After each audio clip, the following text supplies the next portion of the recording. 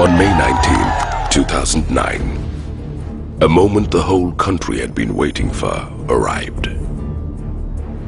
The war had ceased, and peace had begun to envelop the country. But the run-up to this moment had been a long and laborious one. Over 3 decades, to be precise.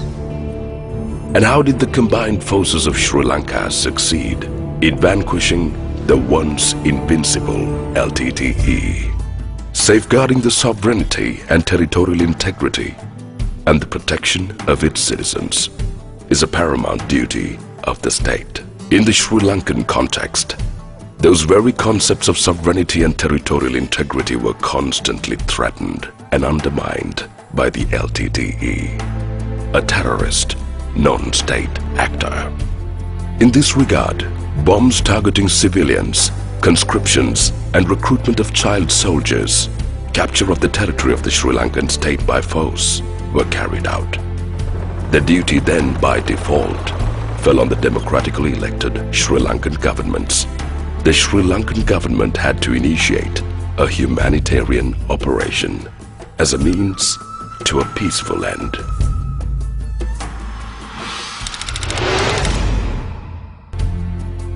Through the 80s, 90s and early 2000s, the armed forces fought back with discipline, countering the atrocities of the LTTE and violation of human rights.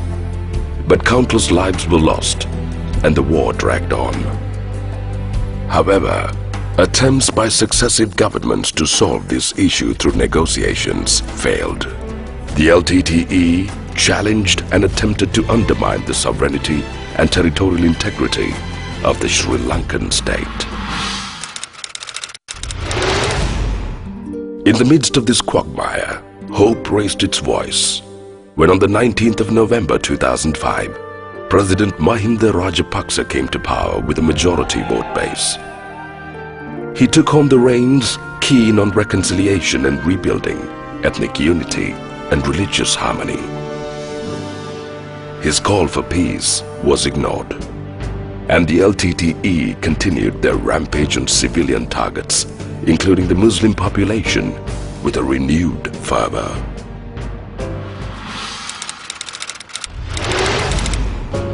It conscripted over 5,794 child soldiers during the conflict and activated countless female suicide bombers. Captured footage revealed a semi-conventional organized army with well-planned, sophisticated training centers imparting superior skills in endurance and weapon training.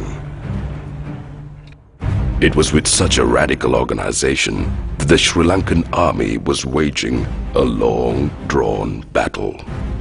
On 15th June 2006, the LTTE attacked a bus, killing at least 64 civilians at Kabithigollava. Action had to be taken to avoid a man-made catastrophe, but this time the strategy was different.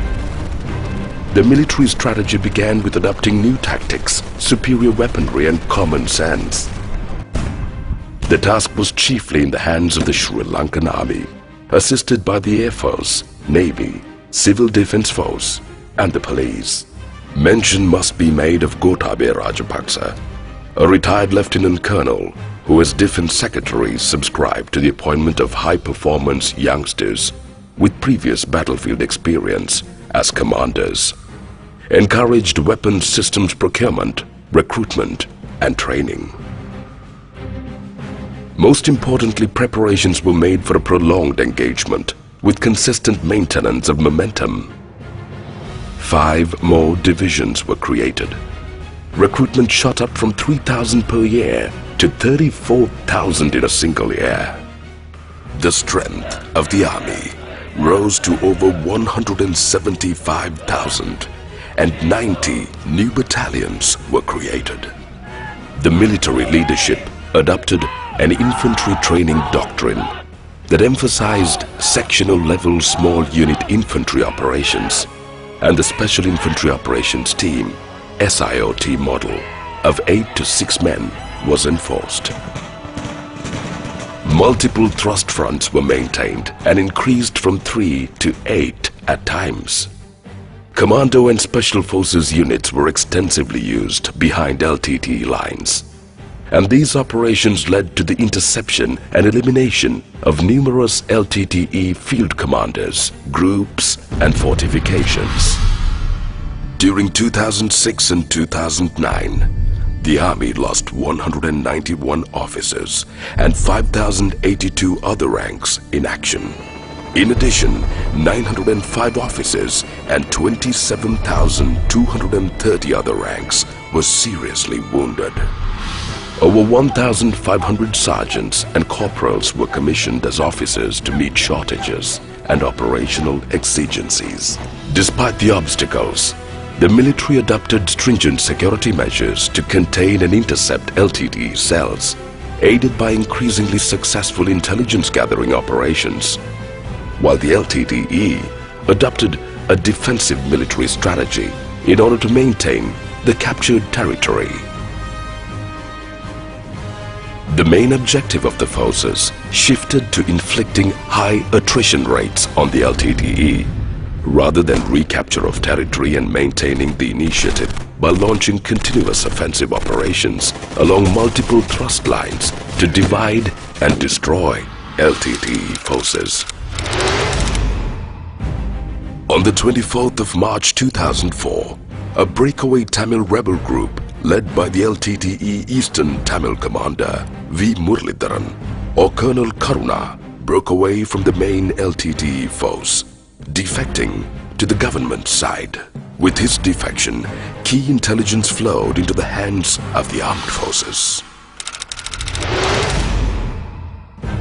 With the closure of the Mavilaru sluice gate by the LTTE, thousands of civilian farmers were deprived of their right to water. A humanitarian operation was initiated by the government to liberate the Mavilaru sluice gate to facilitate water to civilians. In the events that followed, areas such as Sampur, Muthur and Thoppikala, the strongholds of LTTE terrorists, were recaptured, and the LTTE were unable to conduct anything more than low-intensity operations in the east.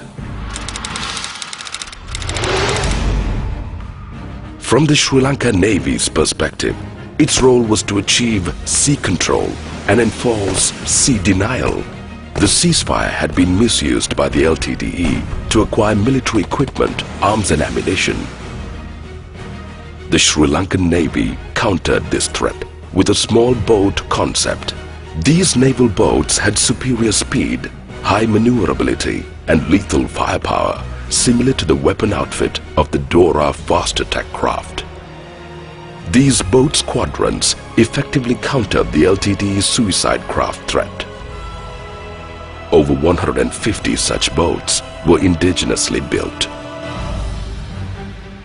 Sri Lankan Navy had to eliminate floating warehouses of the LTTE to dominate the blue waters and to assist ground battle. These floating warehouses were located and destroyed.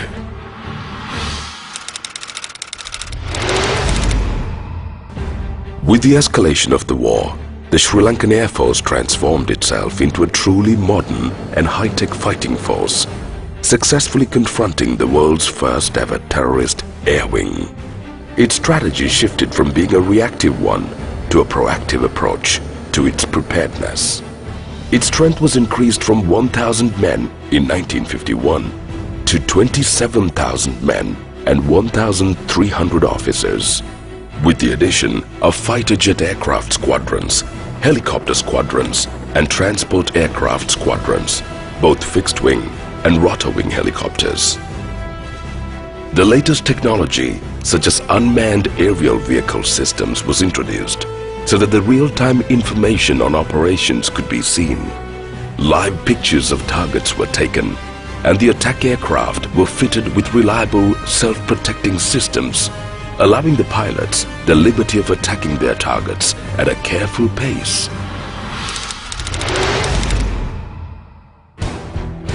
As the war between the legitimate Sri Lanka armed forces and the LTTE terrorists escalated, the latter resorted to inhumane violence, targeting civilians and their property.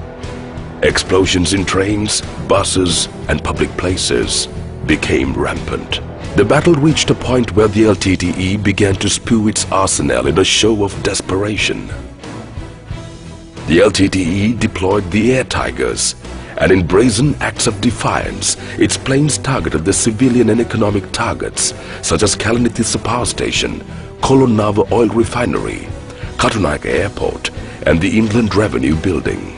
Suicide bombers went on a rampage, even in the guise of pregnant women, in a deadly low-intensity campaign throughout Sri Lanka, targeting internationally protected persons such as diplomats, key politicians, government officials, civilians, and military commanders.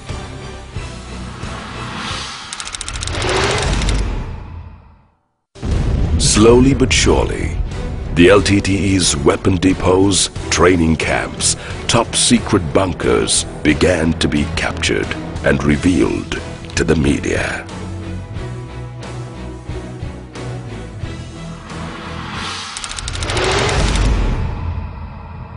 But the struggle was not just between two armies, but rather people caught in the mire of a war reaching its desperate moments. Their economy was in shambles. Even essential items were a rarity. The landscape of their surrounding was desolate, and generation after generation was being born into a life of gunfire and strife.